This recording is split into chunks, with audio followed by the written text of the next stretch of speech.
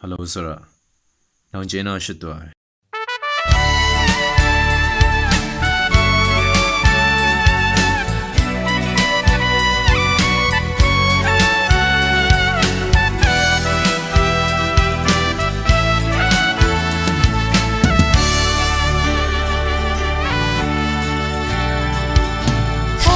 Và ai tên ni na mất đi mình lòng lưu nhé cross lum cái ta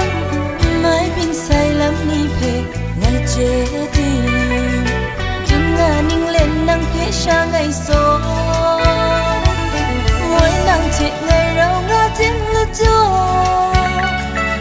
mỗi năng cho ai so ra biết ni thế khăm sáng aya nhẹ ra buông buông sẽ cứ phun lấp có rừng ra lần buông thế aga sáng càng mặt brighty nhẹ sớm nhẹ năng có ngày chiều sáng mai biết sai rồi tim năng biết sao du mai biết sai chơi tim năng biết sao gió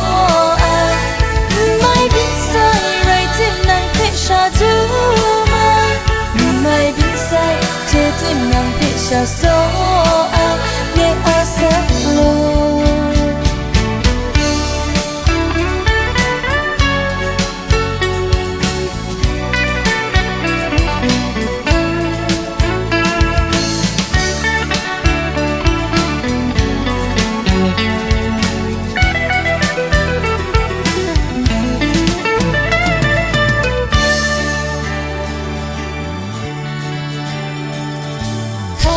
và ai tên ni na mất đi mình lòng lưu nhé cross lum cái ta mai bin say lắm ni pe ngày chế đi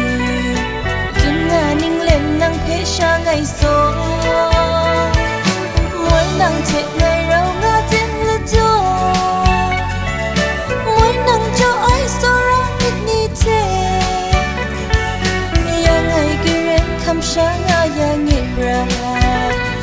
buông buông sẽ cứ phun lấp có rừng ra lần mùa thế aga sáng càng mặt brighty nhẹ sớm nhẹ năng có ngày chiều sáng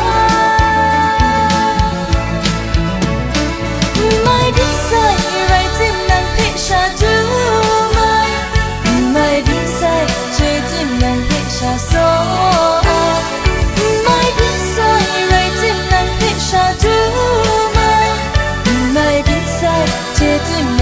sa số